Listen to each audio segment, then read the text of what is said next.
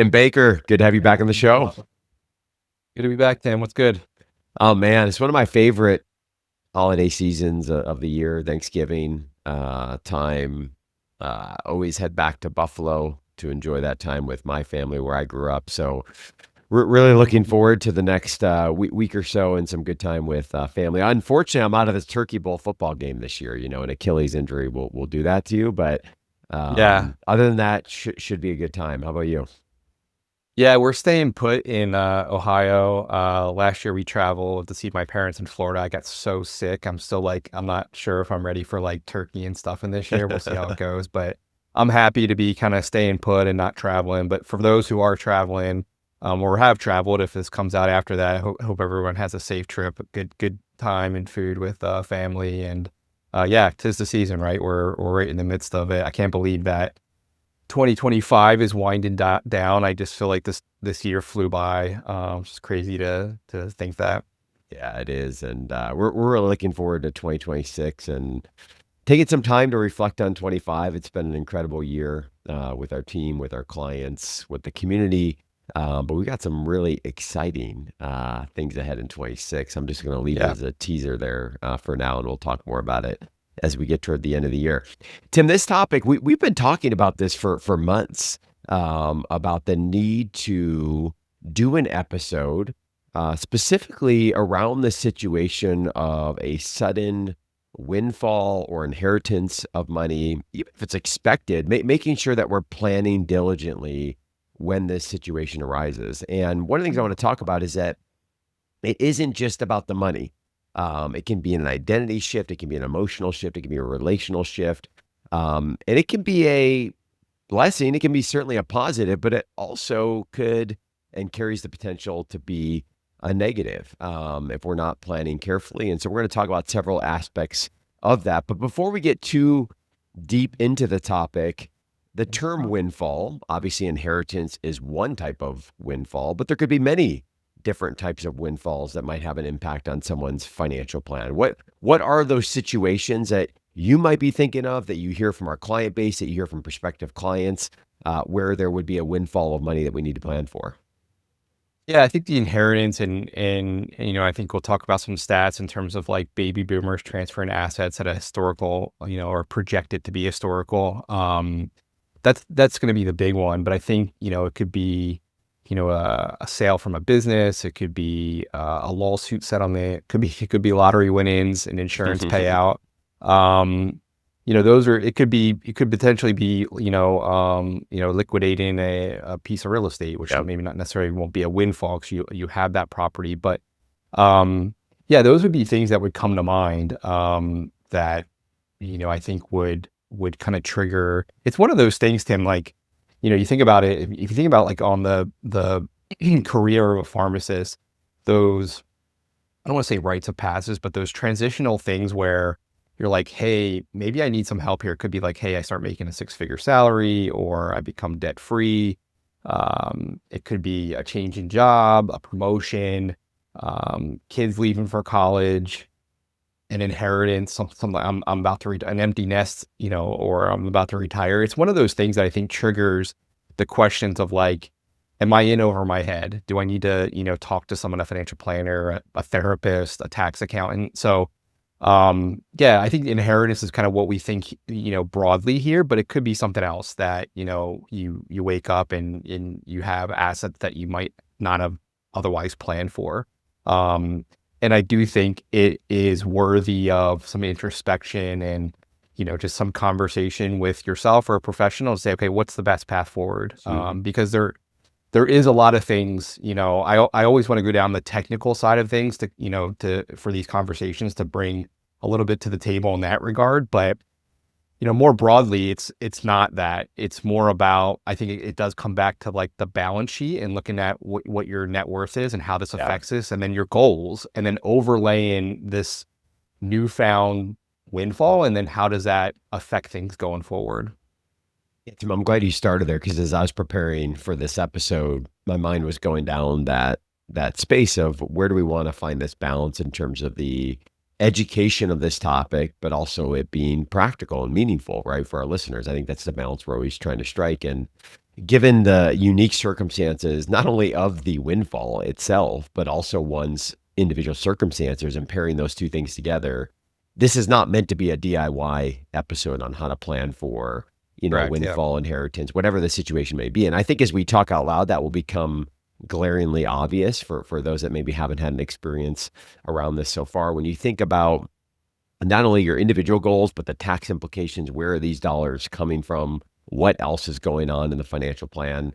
This really is a place, a time and place. If you don't already have someone or a team in your corner, that we really would advise that would be best suited as you're trying to maximize this. And again, I think we're going to talk probably most, I suspect we'll come back to inheritance as the most common example, but as you outlined, it could be a variety of different sources that could be a windfall of money that need our time and attention and planning. But specifically, as we think about inheritance as one example to get our conversation started, before we talk about the X's and O's of the money and the reality of the money, right? There's also the emotional piece of it. When you think about an inheritance in particular, depending on the circumstances, right? Everyone's family situation being different, there could be feelings of guilt.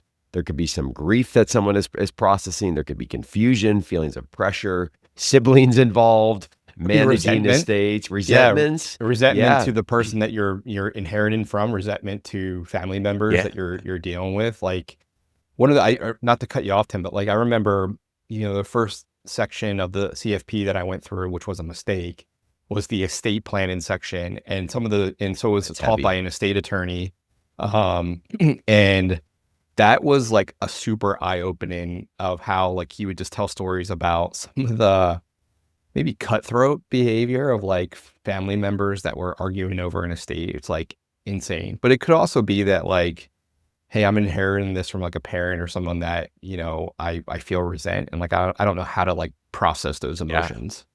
Yeah. And I think just to build on that, the point that we're making here is that there's a variety of emotions that could be present. And I think sometimes, we might naively think about the windfall of some money as being a real opportunity as it relates to our financial plan. True. But also there's the realities of the situation and the variety of emotions that might be there and need to be processed. And so, one of the things that comes to mind here is that many people think that the primary challenge of having more money, here again in the context of a windfall, is how do I best optimize? How do I best invest it? But perhaps the first challenge here is what are the emotions, involved in this? Who am I now as we look at this new source of funds and the impact of those funds? Obviously, the amount of those would have a significant impact. And now that money, depending on the amount, may not be the limiting factor that it once was. And again, this could be a windfall of 20,000 or 2 million, right? Two very different circumstances. But these are the things I think, Tim, that come up first that might surprise us in the discussion as it relates to the windfall. Yeah, and that's why I think, having an objective third party that understands your overall balance sheet and your goals, is really valuable here. One of the things that sometimes gets in the way of maybe a prospective client becoming a client is it's kind of like the water cooler talk of like, oh, well, my colleagues or my cousins or my siblings, they talk about this particular financial thing and they're like, oh, you should really do this, right? But they have no idea, like the things, you see this with parents a lot, parents to children, in a completely different, I mean, there are memes galore about, baby boomers that bought their house for, $20,000 that are selling it for, $2 million. Like the circumstances are completely different. So this is just to highlight the point of like, I think having that objective third party that can kind of, not sugarcoat things and maybe, I don't want to say strip out the emotion, but a lot of times with money, we do really foolish things that are based on emotion. We talk about this with investing all the time. Like we should do the opposite almost of how we feel. And I think with something maybe like an inheritance that's often laden with emotion because of maybe where the money came from and the emotional ties to the person, and that is, kind of you're getting the inheritance from. I think having a safe place And you can get this from your spouse, but I think you then overlay the technical Yeah. aspect. It's really, really important, right? And I think I think so much of this should really be having the space and the time to figure out what to do. Like we had a client that we signed on a couple of years ago that I think, they had $1 million that was just sitting in the bank from a parent's death, or, an insurance policy for a year or two, right? And I always say, okay, that's quite the cooling off period to kind of figure out what to do. So I think, and I think he would agree that maybe a little bit more intention and some work about what to do with those assets, was warranted. But I also think that there is this, a lot of the time, true for finances, there's this need to act, right? There's a need to do something with this triggering moment. And I don't necessarily prescribe to that. I think that, a little bit of, again, discussion, intention, a little bit of space um, to figure out the next step is very important, right? And I think there'll be potentially a lot of people like, hey, you should do this and you should do that, and don't forget about this. And it's like, all right, well, let's take a breath and actually like Yeah. determine what this means and what's the emotion. Again, I'm as a financial planner, I'm always going to go back to like the balance sheet and then like what your goals are. And it could be that there's a little bit of goal setting or even life planning, that because maybe the world has changed a bit, especially if it's truly, um, life changing in terms of the assets. I mean, a mini one of this is like, Tim, we work with a lot of pharmacists in industry, and it's not a windfall, but we know they could be getting a suspension, a substantial bonus every Bonus, yeah. year because, so it could be tens of thousands of dollars, 20 grand, 30 grand, 40 grand. So we try to earmark those dollars for a particular purpose, right?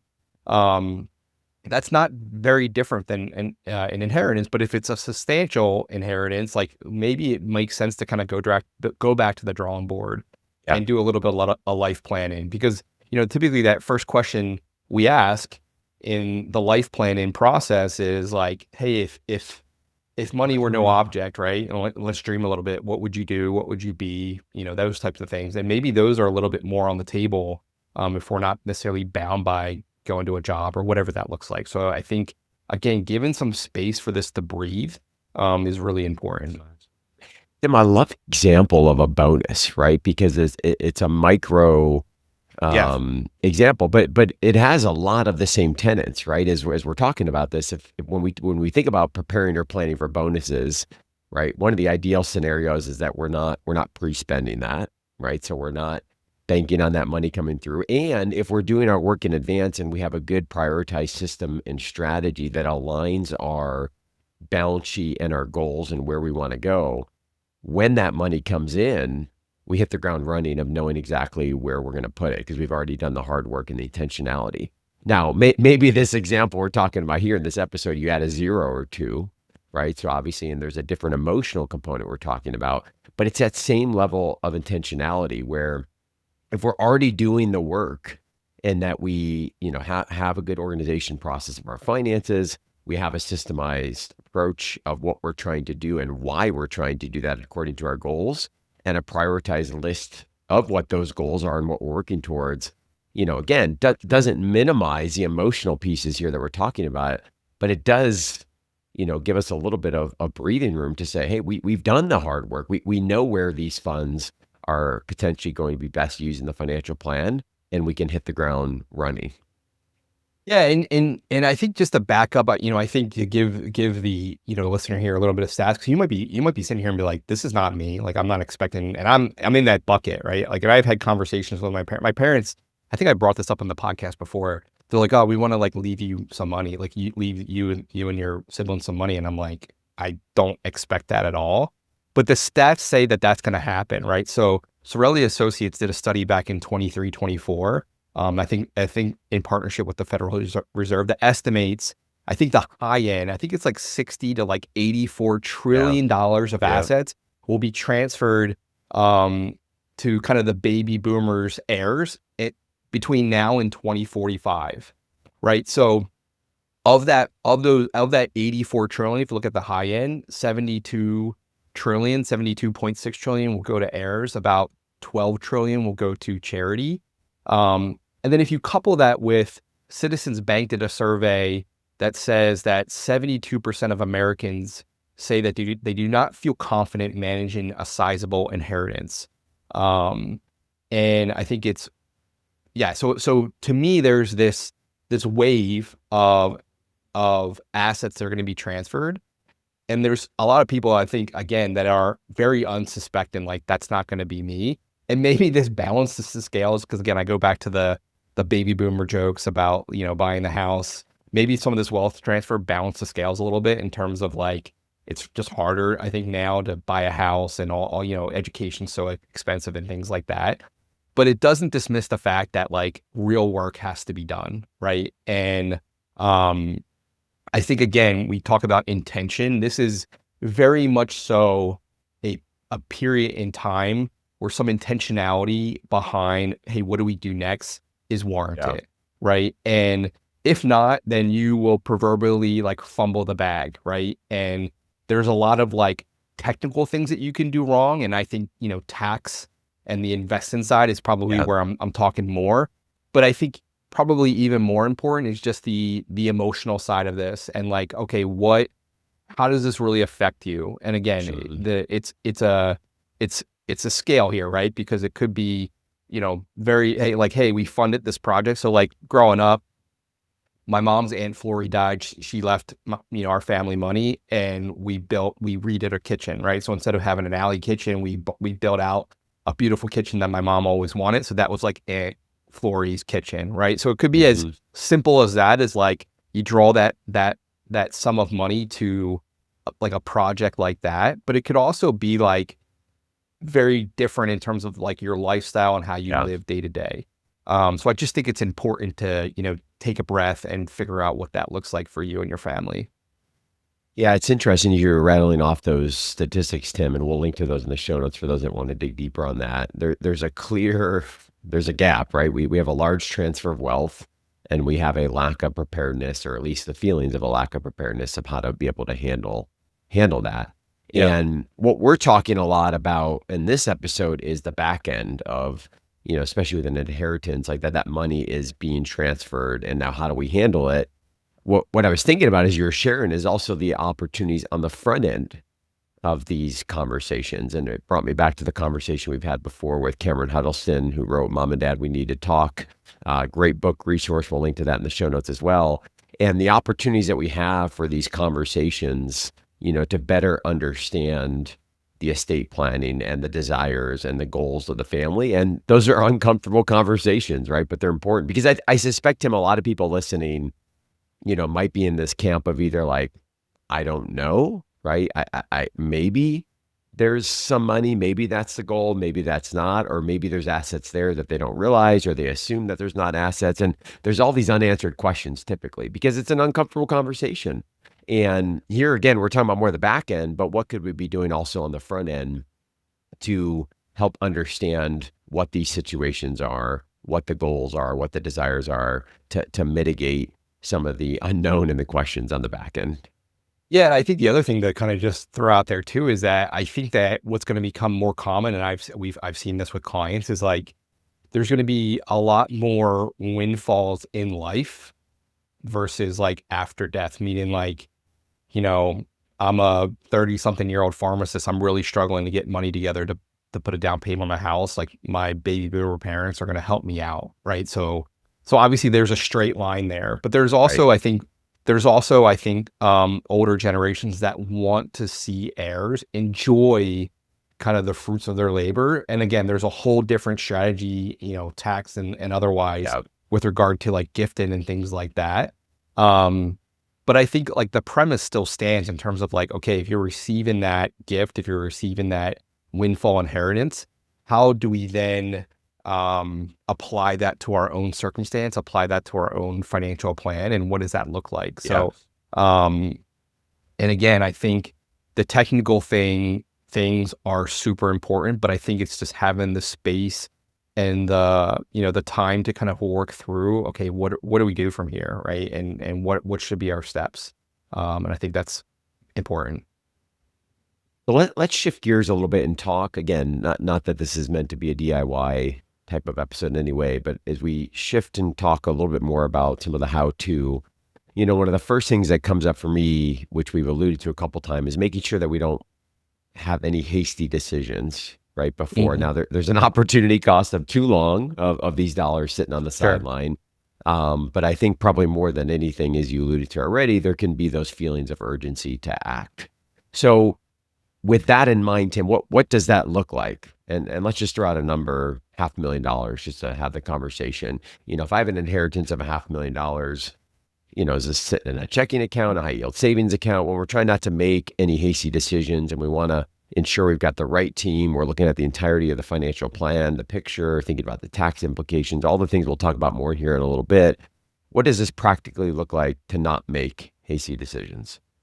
Yeah, and I think part of this is kind of understanding the assets that you're receiving. So a little bit easier if it's cash or, an investment account or things like that. If it's real estate or something a little bit illiquid, like different ball wax, right? Because there could also be, that dollars that need to be set aside for the upkeep of said asset, right? And believe it or not, like you can actually disclaim assets, and people do that a lot for different reasons. But you could say, hey, I don't want to inherit this. And, it could be because it's a piece of property that has, a Headaches large or, yeah. headaches, or it could be something that's like cross border that you have to figure out. It could be like, hey, we're good. Let's pass it on to like grandkids, that type of thing. So there's a variety of reasons. But I think if we go on the premise that this is like a cash or, like an investment account, Yeah. like I would park it, right? So cash, throw it in a high yield savings account or something like that. And potentially, just establish like a cooling off period, whether that's 30 days, 60 days, 90 days, and do nothing, right? Just sit with it, think about it. But then what I would be doing, again, super biased here, but I would be talking to a financial planner who can then, if you don't have one already, but if you do, contact your financial planner. And then to me, the other professionals that I'm either working with or my planner's quarterbacking is a tax accountant and/or an estate attorney. Yep. So it's kind of like assemble your team, assemble the Avengers and then figure out, what to do. And again, I think if I'm the financial planner, what I'm coming back to is, the balance sheet and the goals and reviewing that, and then systematically working on the different parts of the financial plan, whether that's, looking at cash flow, retiring debt, how do we protect potentially like tax, ramifications? Like obviously if it affects your income, your taxable income, that could affect student loans. It could affect, Medicare. If you're on Medicare, like depending on where you're at, it could affect a lot of different things. And then, go on down to, the investment strategy related to this, insurance. Does this windfall require, are you now like at risk in terms of, not having enough coverage? The tax plan is going to be such a big thing, and understanding stepped up basis and, what does that mean? And then estate, right? Making sure that this new wealth is, properly reflected in your wishes from an estate plan and your legacy folder and all that kind of stuff. So the list goes on and on, Tim. Again, biased here, but like there's professionals that, are trained to kind of work you through, what to look for and what to avoid. But that, I think the thing I would do is probably just park assets, assemble your team, and kind of work through this systematically, and as much as you can acknowledge the emotion, but then also like have that third party that has, a fiduciary standard that has your best interest, and lean on those professionals to steer you in the right direction. Yeah, and if I could add on to the park it, one of the thoughts that was coming up for me is we talk so much about buckets of savings and naming our savings and intentionality of savings, especially on the short-term side, Yeah. Where we can tend to lump some of these funds together. So, the visual that was coming to mind is name it, right? So whether it's 50,000 or $500,000, if you put it in your high yield savings account rather than lumping it together with everything else you've got there, like your market, inheritance, whatever the windfall is, call it that, right? It's the trigger, the memory of like where that is, what's that for, while you're giving yourself the space to assemble team, do the other things that you talk about.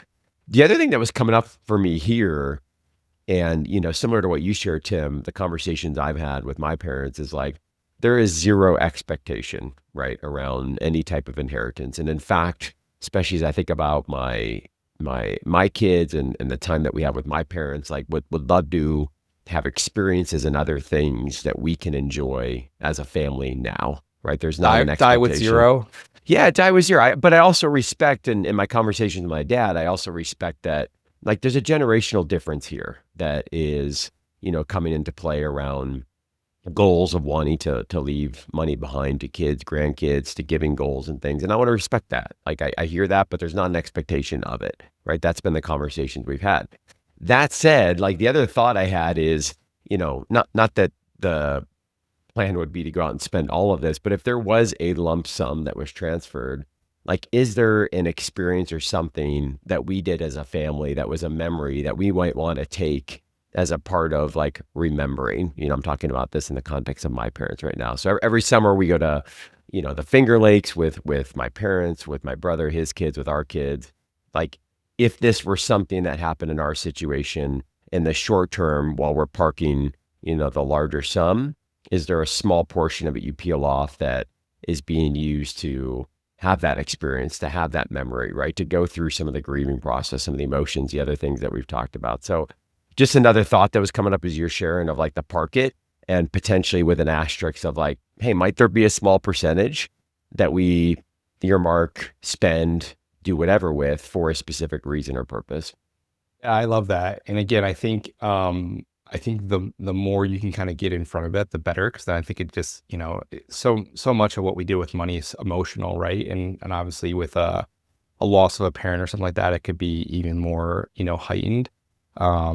Yeah, so I like that. I wonder though, Tim, like, because you and I are kind of on the same sheet of music with this, like where we're like, hey, we don't expect anything. Do you think that is that common? Because I do have quite a bit of conversations with prospects, and it's not like that they expect it, but it's sometimes like we talk about like, well, so we'll talk about their balance sheet, and they might say something along the lines of like, hey, probably in the next like 10 years, like we're expecting a pretty sizable inheritance from like our family farm or land or something like that. So I wonder if that's like, is that Tim and Tim, or like, or generational, or is our kind of mindset align with that? Or I don't know, like, cause I've kind of seen it. I don't ever have conversations where people are like, I expect my parents to Right. like do Right. that. I don't know if any generation's been like that, but I just, I just wonder if our experience is more common, or our approach is more common, or is there a different outlook there? I don't know. I have a It's, hunch it's all over the place. Like, yeah, and I think what makes this so hard is like, are we being honest? Right? Are we being honest with what we say out loud versus what we internally feel related to this topic? I just think it's so complicated. But I think it's all over the place from obviously individual families, wealth and position, to generational differences, to cultural differences. Like I think it truly is. yeah, And then I think there's emerging, you mentioned die with zero. Like I think there's then just a shift. I wouldn't say that that's a majority by any means, but I think there's kind of some emerging concepts around wealth transfer and how we view dollars. And, I think there's definitely a generational shift that's happening where, it was clearly a marker of success to leave money, right, as a legacy on to the next chapter of your family. And I don't know if our generation, I'm generalizing, of course, feels the same way about that and is as convicted about that as a legacy standpoint as maybe our parents or grandparents' generation was. Um, but I even have split feelings. Like here I am saying I have no expectation for any type of dollars coming from my parents. I mean, I'm just incredibly grateful for the foundation that they gave my brother and I. the home that we grew up in, all the things that have allowed us to be Yeah. successful, on our own because of them and the foundation and the home that they gave us. But I'd love to leave my boys something, Yeah. it's just Yeah. Yeah. Yeah. it's a Yeah. weird thing. Yeah, I was just gonna say like you're like, hey, I don't expect anything, but then it's like I would also like that, I would also like to leave. Yeah, I don't know. I'm kind of the same way. Like I not that I worry about my kids. I think they'll be fine, but I do think that like, and again, like I think one of the things I'll have to work through is like, do you do it just in death or do you do it in life? Especially if, things continue to get harder, like as transition from a student to a professional, and it just seems Yeah. like everything is more expensive and home buying. Like, do you do more of that in life? Yeah, it's kind of like this. It's like this contradiction, right? You're like, I don't necessarily, and again, maybe to your point, there could be a lot of people like, oh, I don't expect anything, but they're like, please, because like I would love to be able to pay off the student loans. Well, Like, right, or buy a home. I yeah, was just thinking about yeah, that. yeah, yeah, Yeah. yeah, yeah. So am I a pre-retiree listening to this who's like, hey, I've got parents in my 80s or 90s, but I've already built my own wealth. I mean, Right. that's really the Die with Zero book talks a lot about Yeah. how most people, when they transfer their wealth, they're at a place where the people that are receiving that wealth, at that point, many of them have built their own wealth, right? Yeah. Obviously, exceptions of that. But then I was thinking the other end of the spectrum of somebody who's listening that's just starting off, and they're like, Tim, like I'm trying to buy a house in this Yeah. market, and you old curmudgeons, Yeah. Like, shut but up, guy. Like, you don't need right, money. Like, you paid off your yeah, student loans, you bought your yeah, house at yeah, 3%. Like, throw me a yeah. bone, Right. So Right. Right. I Right. think it's so dependent, but it's an interesting, and I think there's variations of this. Like one of the thoughts that was coming to mind is, this weird feeling I'm having of like, hey, I don't expect anything from my parents, but I'd love to leave something for my boys. And then I was seeing how much Die with Zero, and that concept resonated with me of really investing in the time that we have here. And is there middle ground? Like, so if one of I'll go back to the Seneca Lake, Finger Lakes example of something we just love doing as a family. Like, is there a combination of a transfer of wealth and experiences where instead of saying, hey, we're going to leave you $1 million or whatever the number is, like we're going to invest in a property Yeah. in that area, experience dividend, right? Let's enjoy it as a family for the next 30 plus years, and we'll leave the property to you. But there's the Right. experiences there. I don't know. Right. I think there's a lot of iterations of this. Yeah, and that's what was coming to mind when you were talking about like, earmark it and a percentage to like celebrate. I'm like, part of me, more my mind went was like, buy up, like almost buy like, the property and like this is, and name it like that cottage, after your parents and things like Yeah. that. That's again more of an extreme, but like, yeah, I don't. It's a yeah, it's kind of weird, but again, I think it's it's one of those things where I think, again, give yourself the space and the time to work through it and be intentional with what you're trying to accomplish, right? And Yeah. I think um, because of potentially the emotional whirlwind, and then the technical sides, whether it's investment or tax, I think it Yeah. warrants again some professional help. And when we talk about building out the team, you mentioned three big components, right? Having a fiduciary, ideally a CFP fiduciary in your corner, having a tax professional in your corner, and then having an estate planning attorney, and obviously those three individuals collaborating.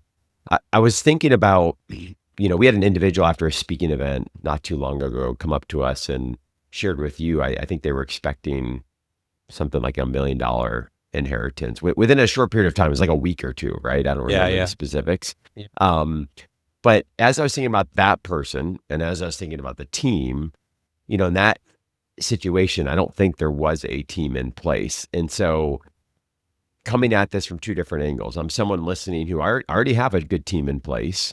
And then someone else who might be listening saying, I don't have any of these individuals in my corner. Maybe there's a known windfall that's coming, or maybe I don't know what might happen in the future, but what does happen if I don't have a team?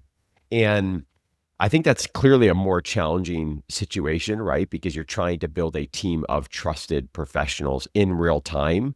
And as we've talked about at length on the show, this industry isn't always built in a way that has the consumer's best interests in mind. So perhaps obvious, but what are some of the red flags that we might want to look out for here for people that are trying to build a team in real time while acquiring some wealth? Yeah, I think, um, I think what I would comment here is the, much of financial services in my experience is it's very insurance product and investment product focus and light on like financial planning, which I think this requires more on the financial planning side. Um, so if you are if you come into a $500,000, that's a lot of money, but to potentially buy, insurance products or investments that, could be guarantee income or have all these bells and whistles. So like to me, I think understanding, the people that you're working with, are they sitting on the same side of the table as you or not? Right. And, we talk about fee only, we talk about fiduciary. You pay for the advice, not the product with those types of advisors. Um, I think that's really important to know. Right. And that typically makes up about 5 to 10% of the advisors out there. So the overwhelming majority, I think, are selling product. So I think it's again important to now there that doesn't say that doesn't dismiss the fact that like for a lot of advisors, like if you invest more of that $500,000 with the advisor, like your fees could potentially be higher than if you didn't, right? So I think it's important to understand that. But I think to me where financial services fall flat, just broadly is transparency. But then also like the conflicts of interest and really outlining those and understanding that. So, but it could also be from family members, acquaintances, like people that are going to try to give you advice, like the kind of the water cooler advice I was talking about, or, hey, heard you came into this money, like invest in this, company, my company, this project, private investments. And then the social media whirlwind of like, TikTok and Reddit. And, I would definitely advise against those types of things. It's not necessarily what a financial plan makes. Um, but yeah, I think if you have a trusted team beforehand, great. But that wouldn't preclude me from, hey, if this were to happen to then, because that's often, I think, a time for a lot of people. If they haven't engaged one before, it's like, okay, now I'm dealing with a substantial wealth event. Like, what do I do? So if this has happened to you, I go through that process of, financial planner, tax accountant, and maybe an estate attorney. Or if it's about to happen, right? Like, like I said, some of those clients that come to us is like, hey, we have these issues that we're dealing with now, but in 5 or 10 years, this is also Right. something that we want it. So they're obviously trying to get ahead of it. But I think it's just understanding, like, again, what side of the table that these individuals are sitting on, and if they're legally bound to act in your best interest or not, right? And to me, so much of that is it's a vibe. Like, hey, can I actually have a vulnerable conversation with this person and put my dreams, my fears out there, but then also like disclose and okay, what are the conflicts? What are the angles? Follow the money type of thing that we've talked at length on our podcast. I think is really important to know as well.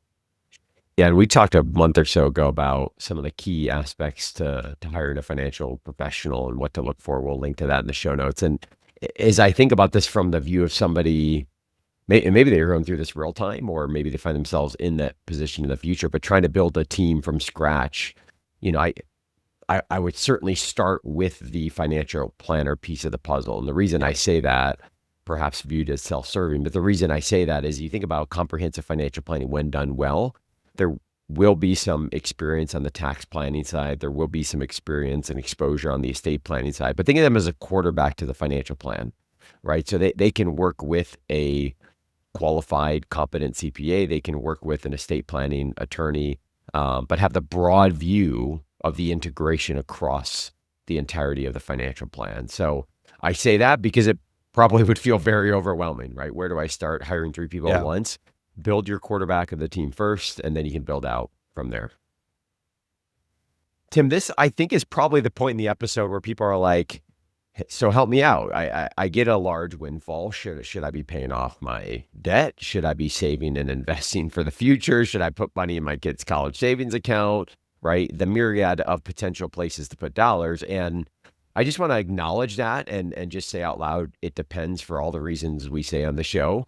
What's the amount? What's the type of inheritance? What's the tax planning situation? What's the goals? What's the balance sheet look like? What's the debt interest rate look like? What's the emotion surrounding the debt, right? So many different things that hopefully at this point in the show, we've made the point very clear that, hey, this is where a professional can really help us look at all these different pieces of the puzzle and identify and prioritize when the time is right to be allocating these dollars to the different financial goals in different parts of the financial plan. Yeah, I mean, I think yeah, my stock answer is it depends. Like, Yeah. it's kind of the age old question of like, should I invest or should I pay down debt? Like a lot of that is going to depend on the situation. And again, that's why I always go back to the balance sheet and the goals, which again, the balance sheet's going to change. Maybe the goals do change, depending on, the circumstance. But to me, that's really going to inform. And again, I think one of the things that I dislike about the industry, just in general, but I think this is even another opportunity that it can be highlighted is it's like, hey, Tim, you're you're a person that has a pulse, like buy this insurance product. I don't know anything about you. I don't know what your goals are. I have no idea what your balance sheet looks like. So it's kind of like hammer, see, nail. And it's more nuanced than that. Right. So Right. like if we sit down and you kind of talk about, you know, this inheritance or whatever, and it comes out that like purchasing this property maybe with your brother to kind of honor your parents, so you kind of continue the legacy of of your family. Like to me, that holds weight compared to retiring a debt or whatever, right? So Yeah. there it's nuanced to that, and it's multi-layered, and all the tax stuff, like so. To me, that is where the work is done. It's not just Mhm. like, hey, I inherited money too. This is what I do. You should do the same thing. Like, how do they freaking know? Yeah. Like, again, all the things. So, to me, I think again, it starts. I think the practical thing is to assemble your team, and to give yourself some space to think and dream and process, and I think you go from there. But yeah, I mean, we could talk about, do you take this sum and just fully fund your kid's education? Do you completely just put it to retirement and, shave off some years until when you actually retire? Is it retiring some debt or paying off that? Like you could go, Roth conversion. I mean, there's so yeah, all many. the stuff, right? And Yeah. so, so to me, I think again, it's the baseline should be give yourself some space and time to think and to reflect, and then assemble a team of trusted Yeah. advisors that's going to work with you and potentially a spouse to see what because again, I think that without that intention, just like anything other part of the financial plan, you can fumble it, right? And Right. Totally. that's obviously what we don't want to do. But yeah, just an important time to check in with yourself, with your financial plan, and determine like, okay, what's the next move? What do we do from here? And one other area I just wanted to pick your brain on, because I think this one's kind of sticky, especially if we talk about it in the context of an inheritance, and that's around some of the giving aspects Yeah. of the financial plan, right? So the reason I say I think this could be sticky is like, what were the intentions of the person giving you the money for you to give the money away? And this to me comes full circle to the mom and dad, we need to talk, right? Because I think about my parents as a great example, right? Where they're very philanthropic, very giving individuals. And so they have their own giving plan. And so if they were to pass down an inheritance, like, is their intention for that portion or a portion of those dollars to, then be given? And obviously there's the whole tax implications and how do you give those funds and all the tactical side of the giving, and where that fits into your giving goals. But this feels like a sticky gray area, especially in the absence of conversations. If somebody receives an inheritance, again, going back to some of the emotions, I could see where, especially if there's some guilt involved, might there be a nudge to want to give, or if there's other giving goals they're working towards. But was that the intention? Right? What are your thoughts around this one? Yeah, and again, like if I put myself in the spot of like the decedent, so the parent that's passing away, I if I'm if I'm giving assets to my kids, I want them to like my default answer is like I want them to enjoy it, not to then give it to charity because I'm thinking like I have my own charity stuff like that I'm You would have doing. already So like carved that out, or right, yeah, right. So but I would not like I think you have to think about that as yeah. you're, and again, that could be something that you put in a side letter, as part of your will, that type of thing. So I think I think by default, there could be some people that are just like, you can do whatever you want with it, right? But I think at least me thinking about this being in that person's spot, I would say like this transfer of assets is for you and potentially your kids to enjoy, not necessarily for charitable. So like my default would have some strings attached of like I want you to enjoy it, not necessarily for you to give it away. There could be some people that are just like just do what you want with it, right? So I think again that's where maybe some uncomfortable conversation is warranted sooner rather than later. But it's a great question. I don't necessarily know how to answer that outside of like how I would Yeah. approach it if I was, the one kind of passing on assets. Tim, great stuff. Really enjoyed this conversation. And as I look up at the calendar, we've just got a couple episodes left here in 2025. And so we are Yeah. knee deep in planning for 2026.